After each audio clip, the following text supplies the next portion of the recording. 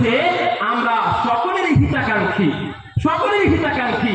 ইয়া আইয়ুহাল্লাযীনা আমানু কু আনফুসাকুম ওয়া আহলীকুম নারা।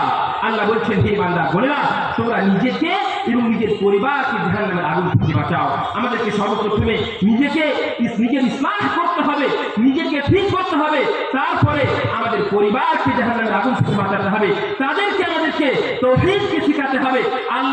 আল্লাহর পরিচয়, রাসূলুল্লাহ সাল্লাল্লাহু আলাইহি ওয়াসাল্লামের পরিচয়, আল্লাহর হক, রাসূলুল্লাহ সাল্লাল্লাহু আলাইহি ওয়াসাল্লামের হক, সমস্ত কিছু বিষয়ে আমাদের পরিবারকে জানাতে হবে।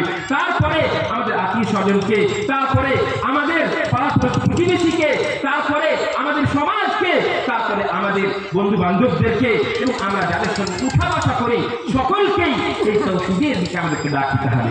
এবং খবরদার একটা বিষয় জেনে রাখুন, তাওহীদের দিকে ডাক দিতে গিয়ে আপনি মুক্তি হয়ে যাবেন না।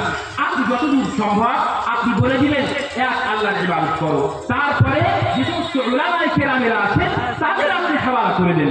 আপনি তার সঙ্গে ডিবেট করতে গিয়ে, তার সঙ্গে আপনি মতামত করতে গিয়ে আপনি যদি হেরে যান, তাহলে সেই ব্যক্তি যাকে আপনি তাওহীদের ডাক দিচ্ছিলেন সেই ব্যক্তি হয়তো আপনার সম্পর্কে কি ধারণা করবে, মুসলিমদের সম্পর্কে কি ধারণা করবে। এই জন্য দাঈ আমরা সকলেই বল্লিগু আন্নী ওয়ালাউ আয়া এর উপর আমল করব, কিন্তু আমার কাছে যতটা জ্ঞান আছে, আমার কাছে যতটা ইলম আছে ততটাই শুধুমাত্র আমি তাকে বলবো। তারপরে আমার উপরে যে সমস্ত উলামায়ে কেরামেরা আছে তাদের কাছে আমি তাওহীদকে জানার জন্য, আল্লাহকে জানার জন্য, রাসূলুল্লাহ সাল্লাল্লাহু আলাইহি ওয়াসাল্লামের সিরাতকে জানার জন্য তাদের কাছে আমরা নিয়ে আসবো।